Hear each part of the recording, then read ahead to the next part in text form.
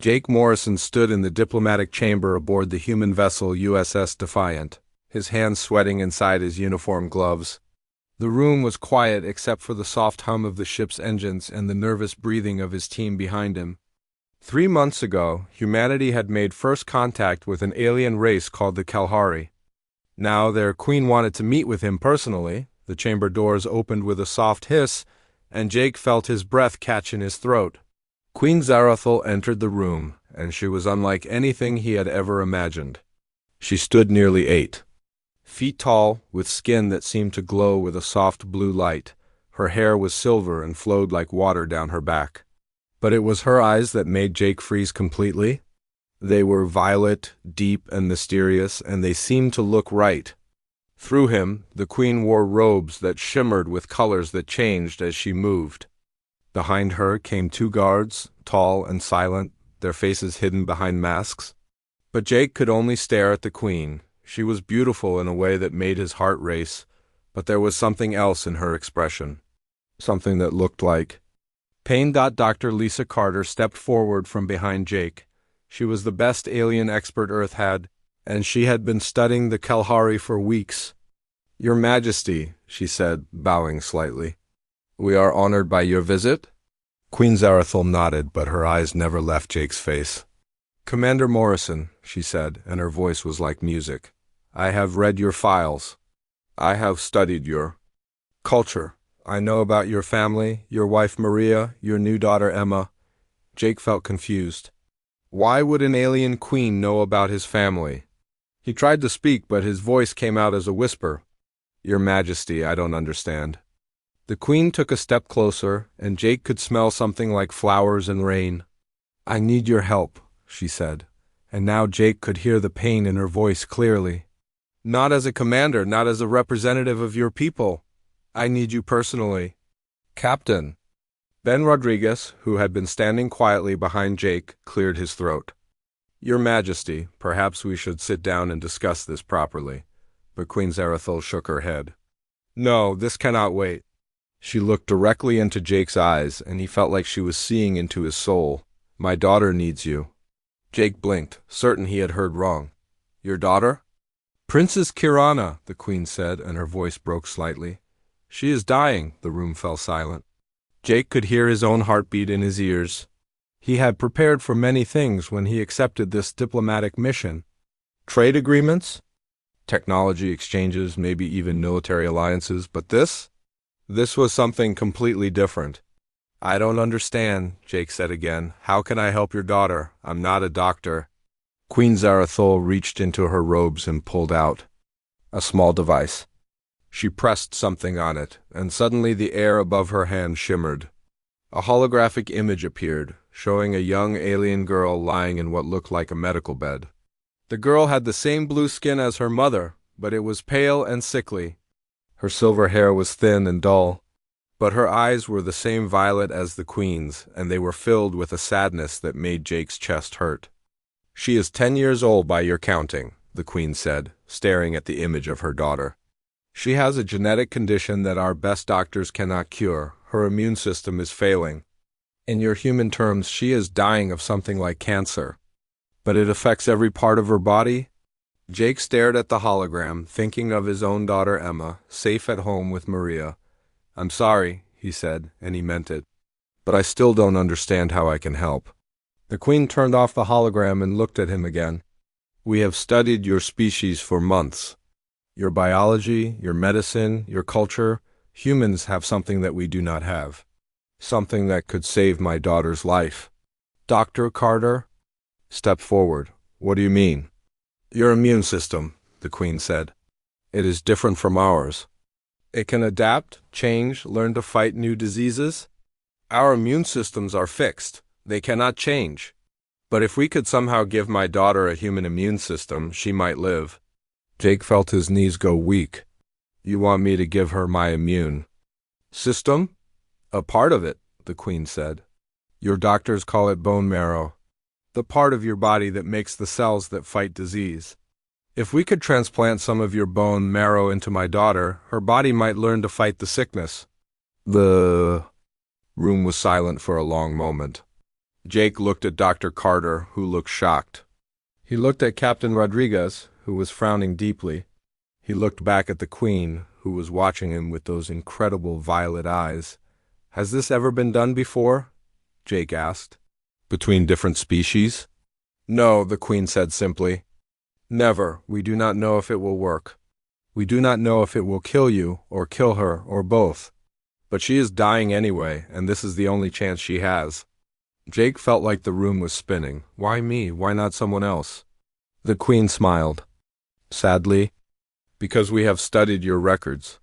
We know what kind of man you are. 3 years ago, you risked your life to save a group of children from a burning building. 2 years ago, you donated blood to save a stranger. Last year, you volunteered to test a new vaccine that could have killed you. You are someone who helps others, even when it costs you. Jake thought about Maria and Emma waiting for him at home. He thought about the risks, the unknown dangers, but he also thought about the young alien girl in the hologram, dying while her mother watched helplessly. "If I say yes," he said slowly, "what happens?" "You would come with us to our medical ship," the Queen said. "Our doctors would work with yours to try to save my daughter.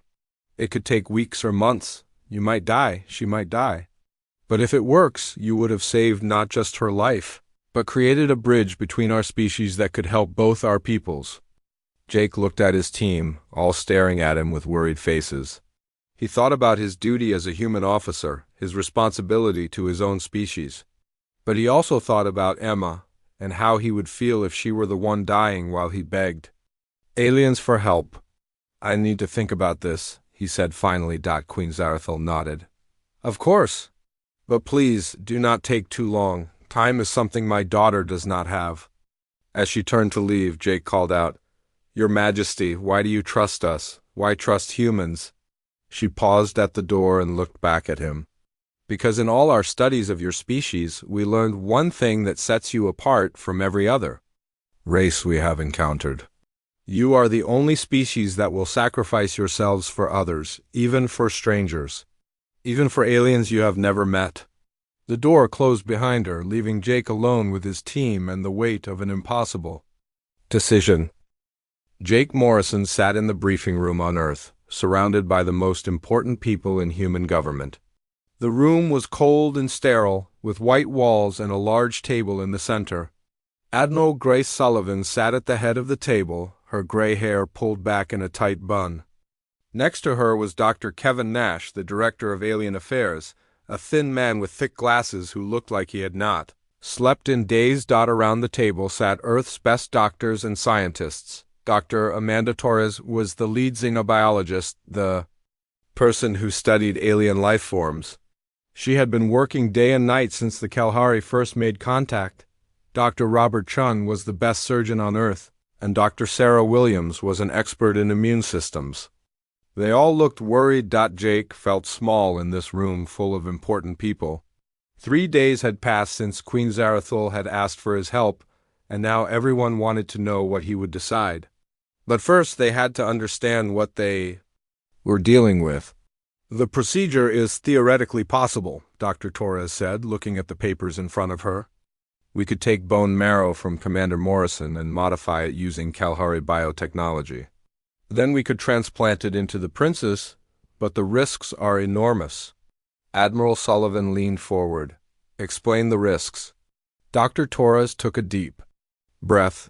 "First, we have never done anything like this between different species.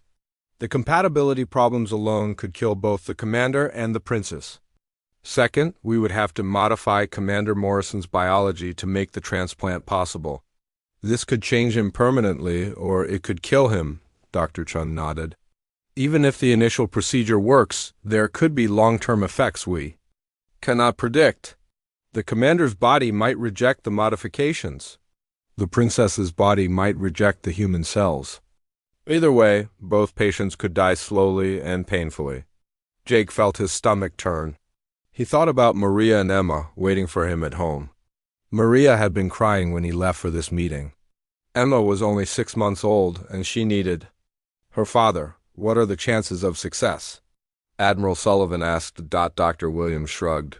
"We honestly do not know. Maybe 50%? Maybe 10%? Maybe zero. We are working in completely unknown territory. The room fell silent. Jake stared at the table, thinking about the hologram of Princess Kirana.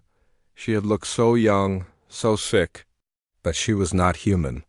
She was an alien from a species they had only just met? Did he really owe her his life? Dr. Nash cleared his throat. We need to consider the political implications.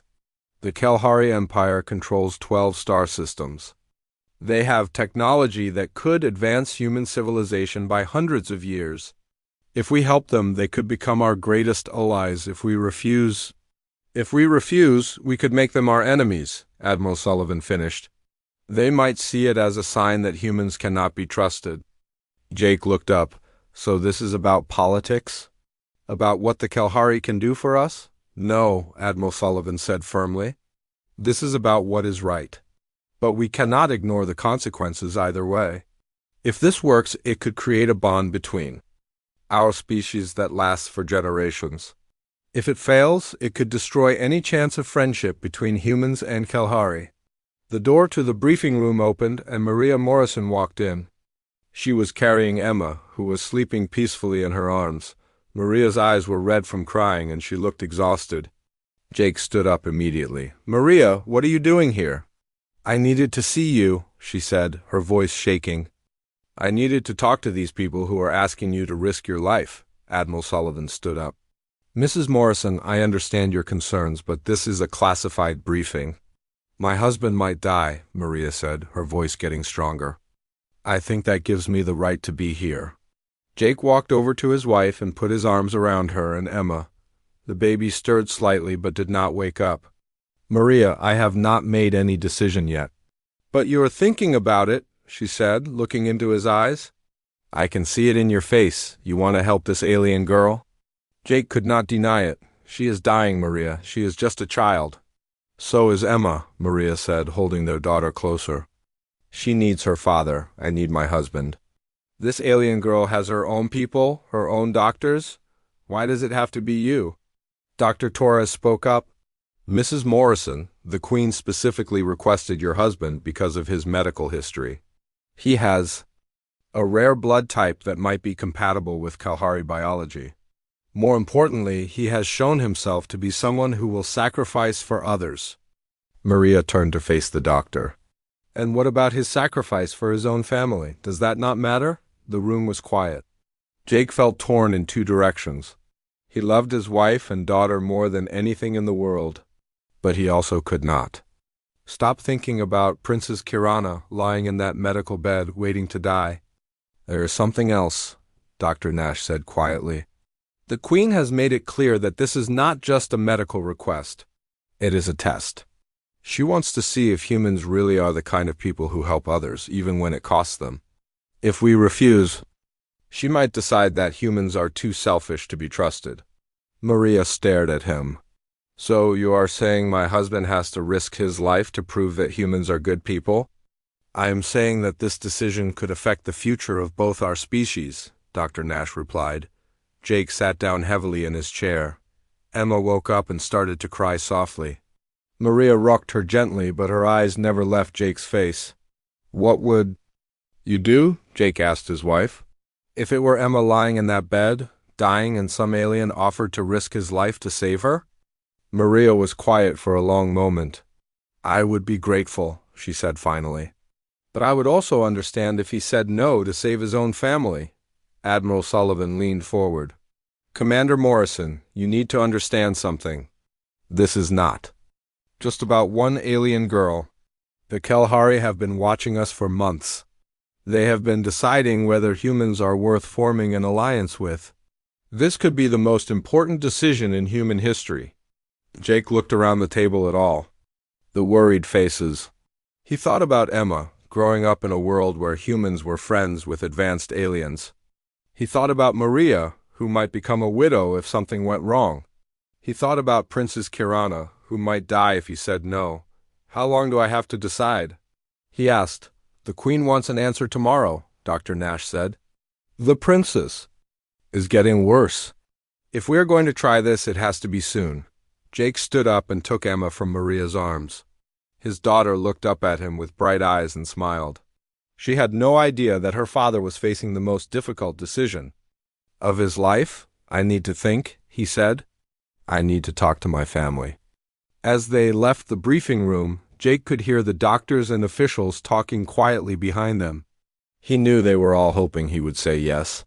The future of humanity might depend on it. But as he looked at his wife and daughter, he wondered if the cost was too high. That night, Jake sat in his living room holding Emma while Maria made dinner. The house was quiet and peaceful, and Jake tried to imagine never seeing it again. He tried to imagine Maria raising Emma alone, telling her about the father who died trying to save an alien princess, but he also tried to imagine Emma growing up in a world where humans had turned their backs on a dying child simply because she was different. He wondered what kind of man he would be if he chose his own safety over someone else's life. The decision was harder than anything he had ever faced. Jake Morrison made his decision the next morning. He stood in his kitchen, watching Maria feed Emma her breakfast, and he knew what he had to do.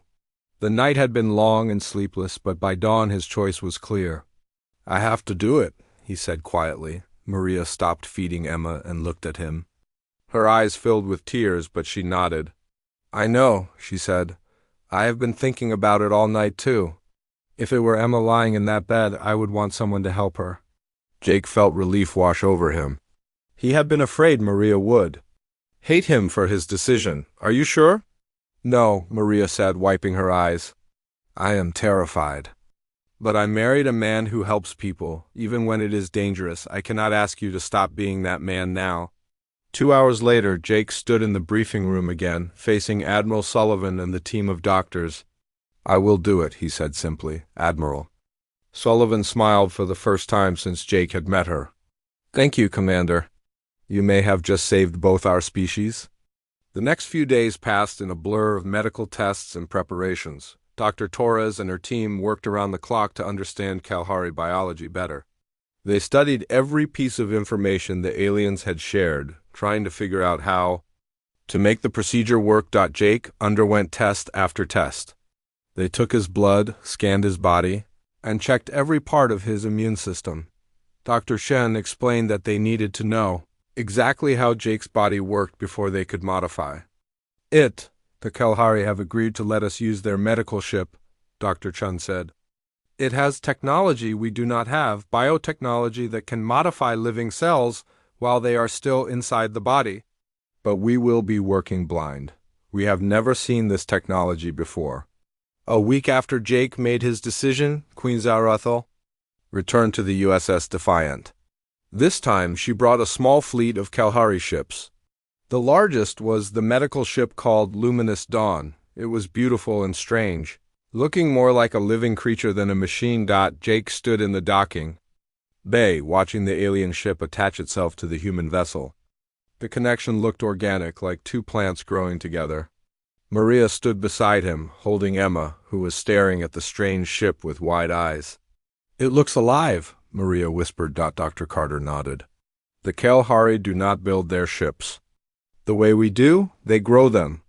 That ship is actually a living organism, bred to travel through space and keep its passengers safe." The airlock opened, and Queen Zarathul stepped through. She was followed by several Kalahari doctors and scientists. Jake noticed that they all moved with the same fluid grace as the Queen, as if they were dancing instead of walking. "Commander Morrison," the Queen said, approaching him. "You have made your decision." "Yes," Jake said. "I will help your daughter." The Queen's eyes filled with tears that sparkled like diamonds. "Thank you," she said. "I know what this costs you. I know what you are risking." She turned to Maria and Emma. "Mrs. Morrison, I promise you that we will do everything we can to keep your husband safe. If there is any way to save him and my daughter both, we will find it." Maria nodded, unable to speak. Emma reached out toward the Queen, fascinated by her glowing blue skin. The Queen smiled and gently touched the baby's hand with one finger. "She is beautiful," the Queen said. "I hope someday she and my daughter can be friends." Jake felt a chill run down his spine. The Queen was talking about The future, about a time when human and Kalahari children might play together. But first they had to save Princess Kirana. The transfer to the luminous dawn was unlike anything Jake had ever experienced. The moment he stepped aboard the alien ship, he felt like he was inside a living creature. The walls pulsed gently, like a heartbeat. The air smelled like flowers and rain, and the corridors seemed to glow with their own soft light. Dr. Carter and the human medical team came with him, carrying equipment and supplies. They looked as amazed as Jake felt. The Kalahari doctors led them deeper into the ship, toward the medical bay where Princess Kirana was waiting. The medical bay was a large, circular room with walls that curved like the inside of an egg. In the center was a bed that seemed to be made of the same living material as the ship itself. And lying on that bed was Princess Kirana. Jake had seen her hologram, but seeing her in person was different. She was smaller than he had expected, and much sicker. Her blue skin was pale and had a gray tint that made her look like she was already dying. Her silver hair was thin and brittle, but her eyes were still bright violet, and they lit up when she saw him. "You are the human who will save me," she said in perfect English. Her voice was weak but musical, like her mother's. "I'm going to try," Jake said, walking over to her bed. "What is your name?" "Kirana," she said, trying to sit up. "But you can call me Kira. That is what my friends call me." "Hello, Kira," Jake said, sitting in a chair beside her bed. "I am Jake." The girl smiled, and for a moment she looked like any sick child in any hospital on Earth. "My mother has told me so much about humans. She says you are the only species that will help strangers, even when it hurts you." Jake felt his throat tighten. "We try to help when we can." "Why?" Kira asked. "Why do you help people you do not?" "No?" Jake thought about the question. It was something he had never really considered before. "Because it is the right thing to do," he said finally. "Because someone has to." Kira nodded as if this made perfect sense to her. "I have been studying your culture while I have been sick. I learned about your families, your love, your sacrifice. Kalahari do not love the way humans do. We respect, we admire, we cooperate, but love is something new to us." "What do you mean?" "My mother loves me," Kira said. "But she only learned how because she studied humans. Before that, she cared for me because I was her heir, her successor. Now she cares for me because I am her daughter. Do you understand the difference?" Jake nodded. He was beginning to understand why Queen Zerathel had chosen humans for this task. It was not just about biology or medicine.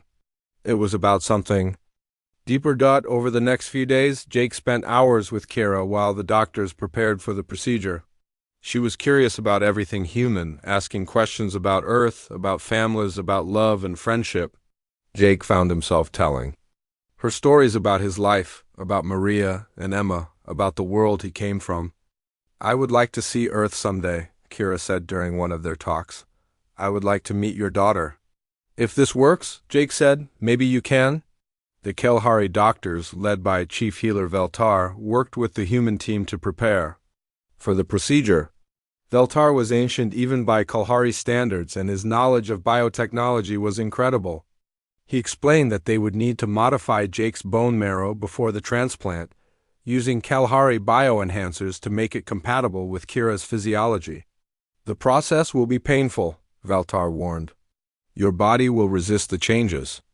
But if you can survive the modifications, the transplant itself should be relatively simple." Jake nodded, trying not to think about the pain. He had been through difficult medical procedures before, but nothing like this. They were going to change his biology at the cellular level. The night before the procedure, Jake called Maria using the ship's communication system. She appeared on the screen holding Emma, both of them smiling bravely. "How are you feeling?" Maria asked. "Scared," Jake admitted, "but ready. How is Emma?" "She misses her daddy," Maria said, making Emma wave at the screen. "But she is being very brave." "I love you both," Jake said. "No matter what happens tomorrow, remember that." "You are coming home," Maria said firmly, "both of you. You and that little girl." As Jake prepared for sleep in his quarters aboard the luminous dawn, he thought about the strange turn his life had taken. A month ago, he had been a simple military officer. Now he was about to undergo an alien medical procedure to save the life of a princess from another world. But as he drifted off to sleep, he felt at peace with his decision. Tomorrow he would either save a life or die trying. Either way, he would be showing the universe what it meant to be human. The day of the procedure arrived with a soft chime that echoed through the living walls of the luminous dawn. Jake woke up in his quarters feeling nervous but determined. Today he would either save Princess Kirana or they would both die trying. He dressed in the simple white clothes the Kalahari doctors had given him and walked to the medical bay. The corridors of the ship seemed to pulse more quickly today, as if the vessel itself was nervous about what was going to happen. In the medical bay, he found Chief Healer Veltar and Dr. Carter preparing the equipment. The room had been transformed overnight. 2 biobeds now sat in the center, connected by a complex array of tubes and monitoring devices that seemed to grow from the floor itself. "Good morning, Commander," Dr. Carter said, looking tired. "Are you ready for this?" Jake nodded. "As ready as I can be." Princess Kirana was already lying on one of the biobeds. She looked even weaker than before, but she smiled when she saw Jake. "Hello, Jake. Today we become family." "What do you mean?" Jake asked, sitting on the edge of her bed. "The doctors say that after today we will share the same immune system. That makes us related, does it not?" Jake smiled despite his nervousness. "I guess it does." Queen Zarathil entered the medical bay, followed by Maria. Jake was surprised to see his wife there. "Maria, what are you doing here?" "The Queen invited me," Maria said, walking over to him. "She thought you might want me here." Jake looked at Queen Zarathil gratefully. "Thank you. Both of our families should be together for this," the Queen said. "Whatever happens today affects us all." Chief Healer Veltar approached Jake's biobed. "We must begin the preparation now. The first stage will modify your bone marrow to make it compatible with Princess Kirana's biology. This will take several hours and will be very painful." Jake lay down on the biobed, which immediately began to adjust itself to his body. The surface felt warm and alive, molding itself around him like a second skin. Tubes and sensors emerged from the bed and attached themselves to his arms and chest. "The bioenhancers will enter your bloodstream now," Veltar explained. "They will travel to your bone marrow and begin the modification process. You may feel burning, pressure, and severe pain. Do not be afraid. The bed will monitor your vital signs and keep you safe." Jake felt a sharp prick in his arm, and then liquid fire seemed to pour into his veins. The pain was immediate and intense, like every cell in his body was being torn apart and rebuilt. He gritted his teeth and tried not to scream. "Jake!" Maria rushed to his side, taking his hand. "I am okay," he gasped, squeezing her fingers. "Just hurts." The pain grew worse as the bioenhancers spread through his body. Jake felt like he was burning from the inside out. His vision blurred and he could hear his heart pounding in his ears. But through it all, he held on to Maria's hand and focused on Princess Kirana lying in the bed next to him. "The modifications are progressing well," Dr. Carter reported, watching the alien monitoring devices. "His bone marrow is responding to the bioenhancers." Hours passed in a haze of pain and medication. Jake drifted in and out of consciousness, sometimes hearing voices around him, sometimes hearing nothing but the sound of his own breathing. At one point, he opened his eyes and saw Princess Kirana watching him with concern. "Are you all right?" she whispered. "Still here," Jake managed to say. "Good," she said. "I would be very sad if you died trying to save me." "Not planning on it," Jake replied, trying to smile. As the day wore on, the pain began to change. Instead of the burning fire, Jake now felt a strange tingling sensation throughout his body. His skin seemed more sensitive, and he could smell things he had never noticed before. The flowers and rain scent of the ship was stronger, and he could even smell different emotions from the people around him. "The first stage is complete," Chief Healer Veltar announced. "Commander Morrison's bone marrow has been successfully modified. We can begin the transplant procedure." Jake felt relief wash over him. He had survived the modifications. Now came the real test. The transplant itself was surprisingly simple compared to what he had already been through. The biobed extended more tubes, this time connecting him directly to Princess Kirana's bed. Jake could feel his modified bone marrow being extracted and prepared for transfer. "This is the dangerous part," Dr. Carter explained quietly to Maria. "If her body rejects the transplant, both patients could go into shock." Jake watched as his bone marrow, now glowing with a soft blue light from the HFY bioenhancers, flowed through the tubes toward Princess Kirana. The young alien girl lay very still, her eyes closed, as the foreign cells entered her body. For a few minutes, nothing happened. Then Princess Kirana's monitoring devices began to beep rapidly. "Her body is rejecting the transplant," Veltar said urgently. "Her immune system is attacking the human cells?" Jake felt panic rising in his chest. "What can we do? We must wait," Veltar said. "Either her body will adapt, or—" He did not finish the sentence, but Jake understood. Either this would work, or Princess Kirana would die. The next few hours were the longest of Jake's life. Princess Kirana's condition grew worse as her body fought against the transplanted cells. Her skin became even paler, and her breathing became shallow and rapid. Queen Zarathul stood beside her daughter's bed. Holding her hand and whispering words of encouragement, Jake felt helpless lying in his own bed, connected to the machines that were monitoring his recovery. His body ached from the modifications, but all he could think about was the dying girl next to him. "Is there anything else we can do?" Maria asked Dr. Carter. "Pray," Dr. Carter said simply, "to whatever gods you believe in." Just when it seemed like Princess Kirana might not survive, something unexpected happened. Jake began to feel strange, sensations that were not his own. He could sense Princess Kirana's pain, her fear, her desperate fight for life. It was as if their minds were connected somehow. "I can feel her," Jake said suddenly.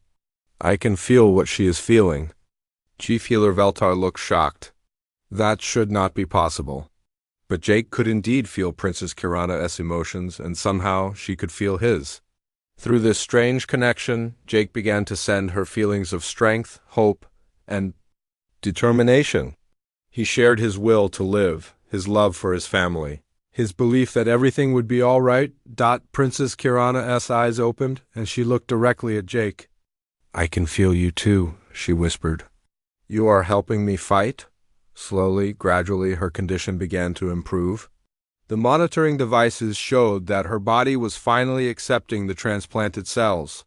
The human immune system was taking hold, learning to work with her alien biology. "It is working," Dr. Carter said in amazement. "The hybrid immune system is stabilizing." But Jake was not out of danger yet. The modifications to his own body were causing unexpected reactions. His temperature spiked, and his heart rate became irregular. The bioenhancers that had changed his bone marrow were now affecting other parts of his body. "What is happening?" "To him?" Maria asked frantically. "The bioenhancers are spreading beyond his bone marrow," Veltar explained. "They are modifying his entire immune system, his nervous system, even his cellular structure. This was not supposed to happen." Jake felt his body changing in ways he could not understand. His senses became incredibly sharp. He could hear conversations happening in other parts of the ship. He could see colors that had no names. Most importantly, his connection to Princess Kirana grew stronger. "Jake," Princess Kirana said, reaching out her hand toward him. "Can you hear me?" Jake reached out and took her hand, and the moment their skin touched, both of them gasped. The connection between them became even stronger, as if they were sharing the same thoughts and emotions. "What is happening to us?" Princess Kirana asked. "I do not know," Jake replied. "But I think we are becoming something new." For 3 days, both patients hovered between life and death. Their bodies were changing in ways that no one had predicted. Jake's human physiology was adapting to the HFY bioenhancers, while Princess Kirana's alien biology was learning to work with human immune cells. Maria never left Jake's side, holding his free hand while he maintained his connection with Princess Kirana. Queen Zarathul stood vigil over her daughter, sometimes talking quietly with Maria about their fears and hopes. "I am sorry I asked this of your husband," the Queen said during one of these conversations. "He chose this," Maria replied. "No one forced him. He chose to help your daughter because that is who he is." On the fourth day, both patients finally stabilized. Jake opened his eyes to find himself in a world that looked completely different. Colors were brighter, sounds were clearer, and he could still feel Princess Kirana's presence in his mind like a warm, comforting light. "We did it," Princess Kirana said, squeezing his hand. "We survived." Jake looked at her and saw that she too had changed. Her blue skin now had a healthy glow, and her violet eyes sparkled with new life. But more than that, he could sense her thoughts and emotions as clearly as his own. "Yes," Jake said, smiling. "We survived." 6 months passed like a strange dream. Jake Morrison stood in the same diplomatic chamber aboard the USS Defiant where this incredible journey had begun. But everything was different now. He was different. Princess Kirana was different. The entire relationship between humans and Kalahari had changed. Jake looked at his reflection in the polished metal wall and still felt surprised by what he saw. The bioenhancers had changed him in ways the doctors were still trying to understand. His hair now had silver streaks that caught the light like metal. His eyes, once brown, now had flecks of violet in them. He was stronger, faster, and his senses were incredibly sharp. The doctor said he might live twice as long as a normal human, but the most amazing change was the connection he shared with Princess Kirana. Even now, with her thousands of miles away on the Kalahari homeworld, he could feel her presence in his mind. She was happy today, he knew, because she was playing with her new friends. Kalahari children who had once feared her because of her illness now loved her because she had learned to laugh and play like human children did. "Uncle Jake," came a familiar voice behind him. Jake turned to see Princess Kirana entering the chamber, followed by Queen Zarathul. The young alien girl ran to him and threw her arms around his waist. "Kira," Jake said, hugging her back. "I felt you coming before I saw you." "I know," she said, grinning up at him. "I felt you feeling me." "It is like a game we play?"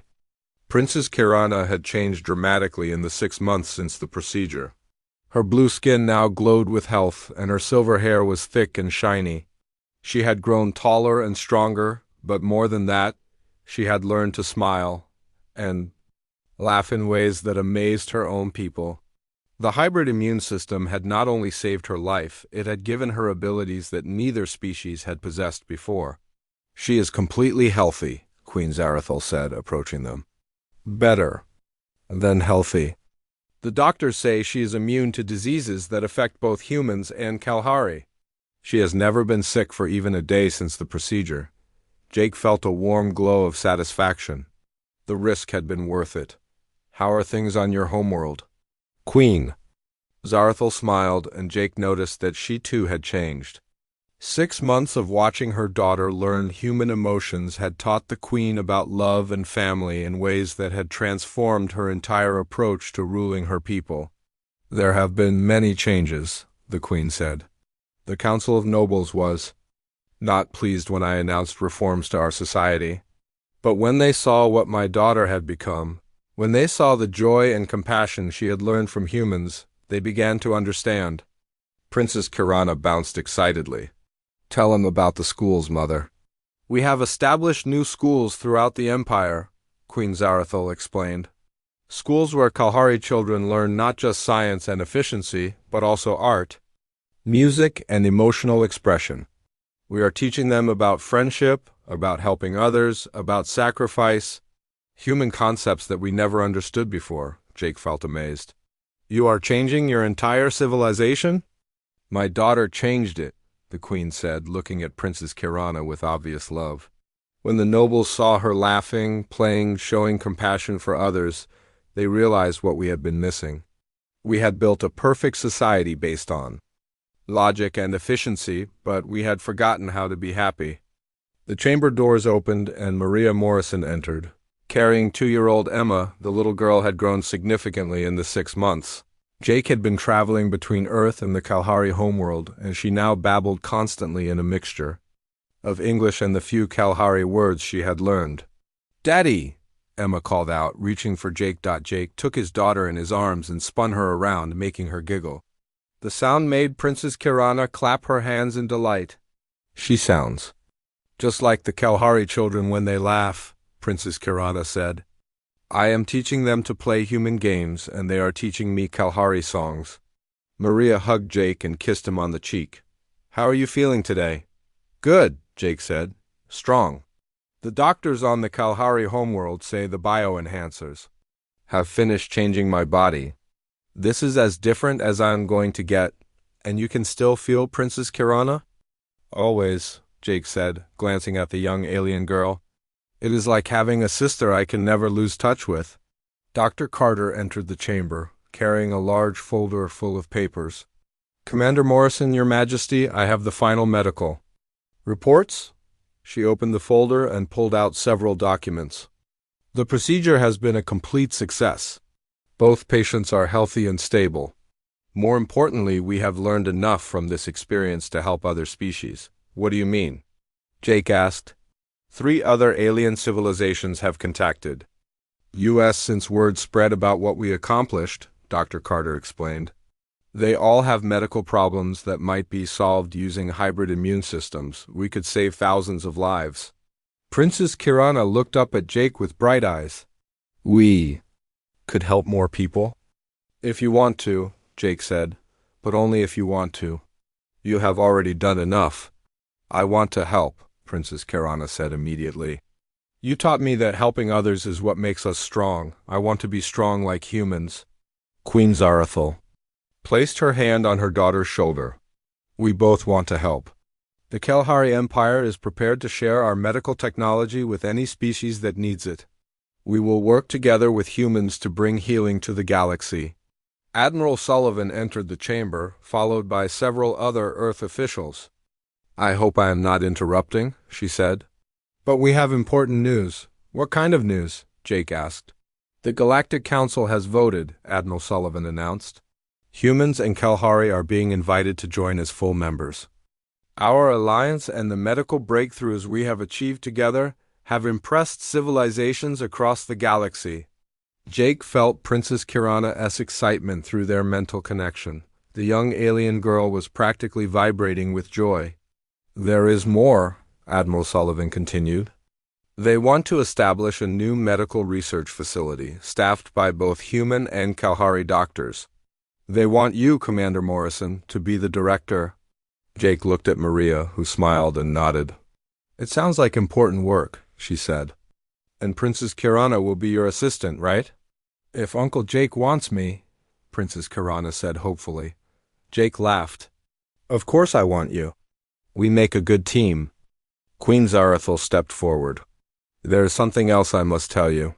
The procedure that saved my daughter has had an unexpected effect on Kalahari society.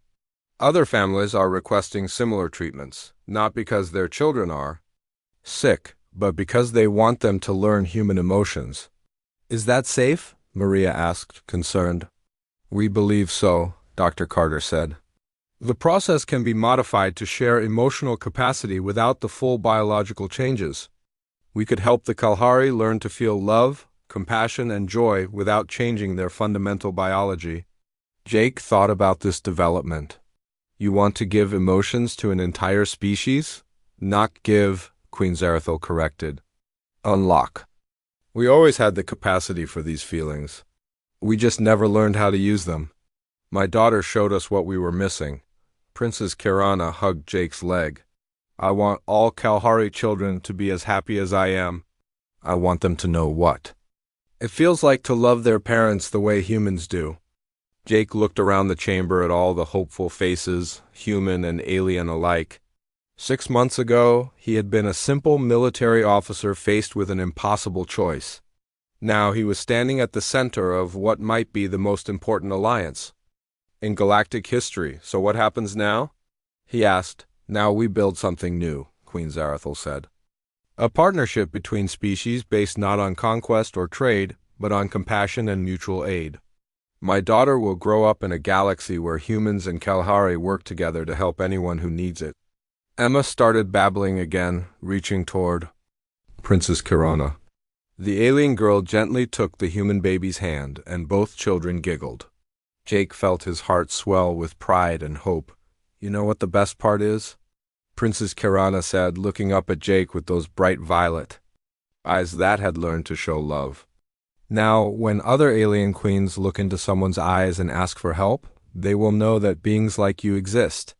They will know that some species care more about helping than about being safe.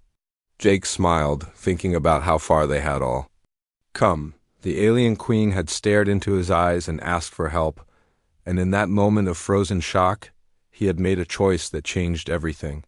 He had chosen to be human in the best possible way, and the galaxy was better for it. As he watched his daughter playing with an alien princess, surrounded by friends from two different worlds, Jake knew that the future was bright. They had shown the galaxy what was possible when different species worked together with compassion and courage. The greatest victories, Jake had learned, came not from conquest, but from the willingness to extend a hand across the darkness of space to those who needed it most.